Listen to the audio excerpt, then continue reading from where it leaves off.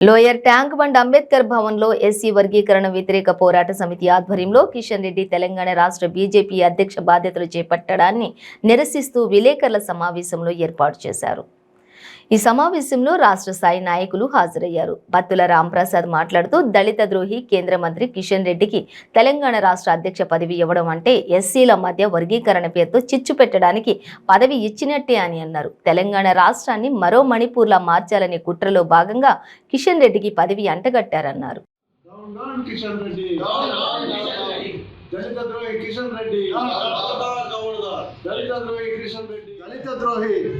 గంగాపురం కిషన్ రెడ్డి రాష్ట్ర భారతీయ జనతా పార్టీ అధ్యక్ష పదవి బాధ్యతలు చేపడుతున్న సందర్భంగా పదవి బాధ్యతలు స్వీకరించేదాన్ని నిరసిస్తూ మాల సంఘాల ఆధ్వర్యంలో ఈ విలేకరుల సమావేశం నిర్వహించడం జరుగుతున్నది.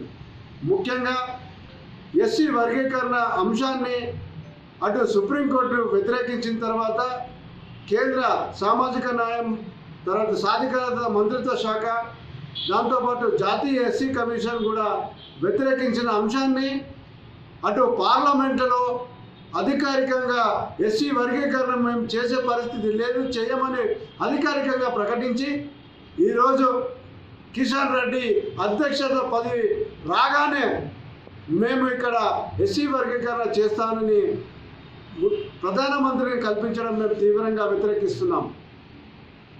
ముఖ్యంగా కిషన్ రెడ్డి గతంలో అధ్యక్ష పదవి ఉన్నప్పుడు, ఎమ్మెల్యేగా ఉన్నప్పుడు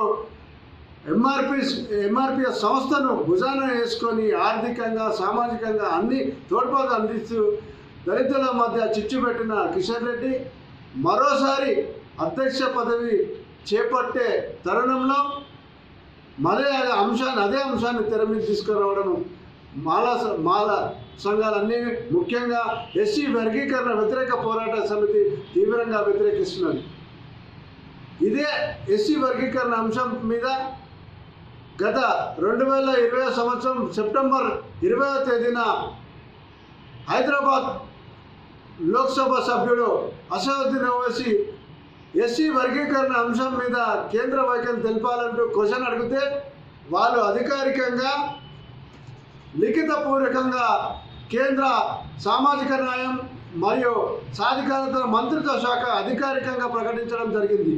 ఇది వాళ్ళు అధికారికంగా ఇచ్చిన ప్రకటన. అంటే భారతీయ జనతా పార్టీ అధికారికంగా పార్లమెంటు సాక్షిగా ఎస్సీ వర్గీకరణ చేయము, ఈ అంశం మీద అన్ని రాష్ట్రాల అభిప్రాయ సేకరణ చేస్తే కొన్ని రాష్ట్రాలు తటస్థంగా ఉన్నాయి, కేవలం 7 రాష్ట్రాలు మాత్రమే అనుకూలంగా ఉన్నాయి. అత్యధికంగా 17 రాష్ట్రాలు ఎస్సీ వర్గీకరణను వ్యతిరేకిస్తున్నాయని అధికారికంగా ప్రకటించడమే కాకుండా ఆ వ్యతిరేకించే రాష్ట్రాలన్నీ కూడా ఒక మంచి సూచన చేయడం జరిగింది. అదేంటంటే ఎస్సీ కులాలలోని నిరుపేదలను పూర్ను గుర్తించి వాళ్ళకు ఒక సమూహంగా ఏర్పాటు